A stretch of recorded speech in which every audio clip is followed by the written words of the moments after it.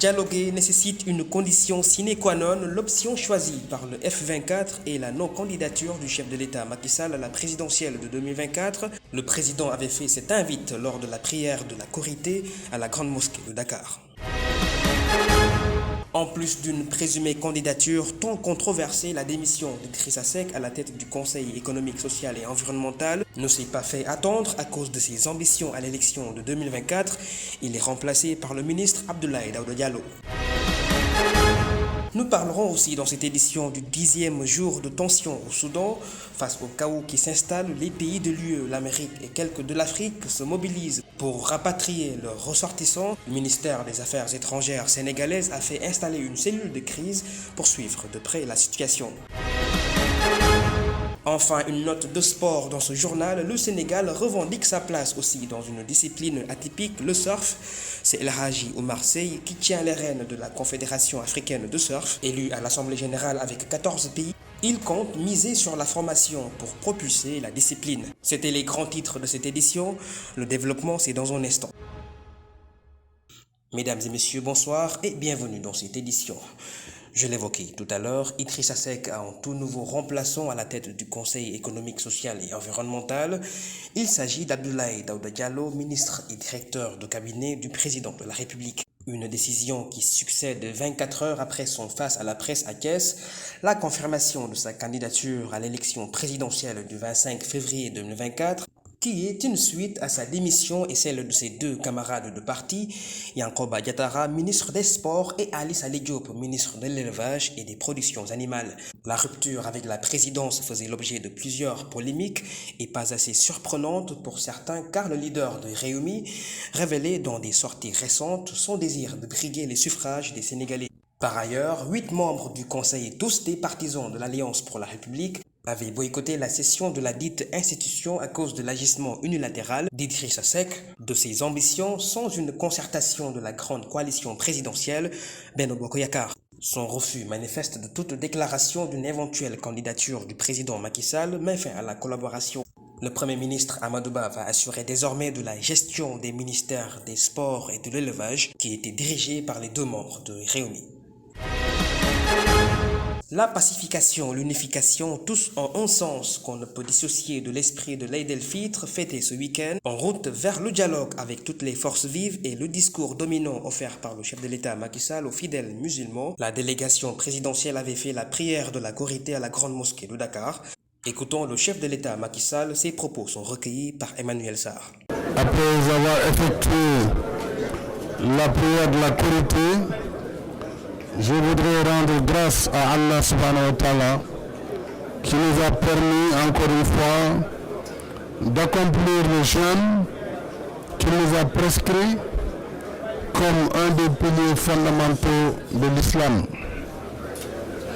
Le Ramadan qui vient de s'achever a été un moment de vivification de notre foi dans la quête de la grâce divine, mais également un moment de rappel à l'humilité, à la solidarité et au partage avec ceux et celles qui vivent dans le besoin. C'est dire que la quête de l'élévation spirituelle à laquelle nous nous sommes évertués va de pair avec la rencontre du prochain par la culture de valeurs de paix, de tolérance,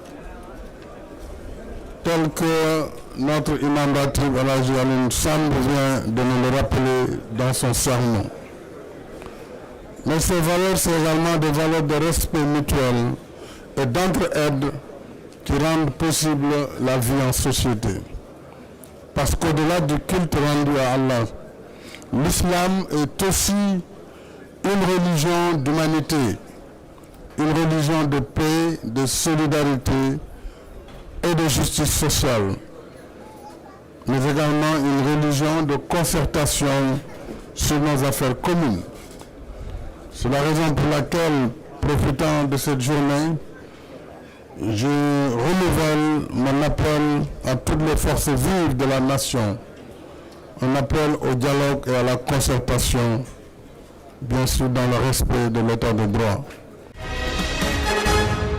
Un appel au dialogue bien applaudi d'un côté, mais il ne retentit pas assez positif dans le camp de l'opposition. Le F24 choisira à la place, avec comme prérequis la déclaration de non-candidature du président de la République, Macky Sall, à la présidentielle de 2024. Les tensions politiques enragent au Sénégal relativement à ces échéances qui emportent déjà son lot de conséquences. Le F24 solliciterait des élections inclusives et la libération des détenus politiques. L'opposition affirme parier fermement sur les hypothèses qui fixent les conditions de sa participation au dialogue. Les remous au sein des maisons de justice du Sénégal s'enlisent. Aucun des 9 points de revendication des travailleurs n'a été satisfait. Après la dernière en date du 22 au 24 mars, une autre grève de 72 heures renouvelable est décrétée à compter de ce lundi 24 avril 2023. Dans un communiqué, le secrétariat exécutif national rappelle qu'il compte exercer pleinement ce droit constitutionnel. Dans l'espérance de la satisfaction des doléances des travailleurs, le 20 mars passé, une séance de travail avec la délégation du syndicat par les délégués, le secrétaire général, le directeur des affaires juridiques, l'actuel ministre de la Justice Ismaïla Madior Fall et son directeur de cabinet a été envisagée, mais infructueuse. Les 9 points de revendication figurent: revalorisation des primes de participation à la judicature en la doublant, pérennisation et paiement des dites primes au plus tard le 5 de chaque mois, intégration de l'UNTJ au comité de gestion des fonds communs de greffe, virement des fonds communs de greffe au plus tard du 15 mois suivant le trimestre écoulé, indemnité de logement pour tous les travailleurs de la justice, reclassement à la hiérarchie A2 pour tous les greffiers, enrôlement des agents autres que les greffiers et interprètes judiciaires dans le corps des assistants de greffe et parquets, ouverture sans délai du concours professionnel des administrateurs des greffes, audit du personnel bénéficiaire des fonds communs de greffe.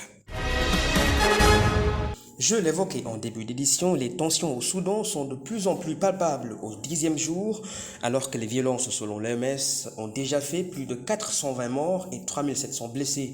Dans cette grande opération de rapatriement des ressortissants et personnels diplomatiques du Soudan depuis quelques jours, la mise en place d'une cellule de crise est actée pour le moment par le Sénégal. Le ministère des Affaires étrangères et des Sénégalais de l'extérieur en relation perpétuelle avec son ambassade au Caire qui couvre le Soudan et le consul honoraire se dit suivre avec attention la situation au Soudan. En plus de cette nouvelle constitution urgente, les Sénégalais résidant dans le sol soudanais sont invités par les autorités à rester chez eux tout en limitant le plus possible les déplacements. La campagne de rapatriement des pays tels que les États-Unis, l'UE, le Royaume-Uni, l'Irlande, les Pays-Bas, la Turquie ou même le Corée du Sud, le Japon, la Chine, l'Indonésie, l'Inde se font à l'aéroport de Djibouti, loin de Khartoum, la ville en proie à des raids aériens et des tirs. La France a déjà rapatrié plus de 1500 ressortissants. Le conflit actuel au Soudan s'est déclaré depuis le 15 avril passé, opposant 2 généraux rivaux, Mohamed Hamdan Daglo des paramilitaires des forces de soutien rapide et Abdel Fattah al-Burhan de l'armée soudanaise. L'actualité de ce journal, c'est aussi la page sportive avec le surf, une discipline plus ou moins connue au Sénégal qui prend une ascension dans l'instance africaine. Un mérite que peut se glorifier le Sénégalais El Hadji Omar Seye, nouvellement élu hier dans l'unanimité lors de l'Assemblée générale élective comme président de la Confédération africaine de surf, en remplacement du Marocain Mohamed Kadmiri. Ce vice-président de la Fédération sénégalaise de surf était opposé aux candidats du Nigeria et de l'Afrique du Sud. Après son élection, l'ancien surfeur international partage son souhait à l'Union de promouvoir la destination Afrique avec la discipline sportive. Il a cité le Sénégal comme la porte de cette projection lors de son mandat, bien que réaliste.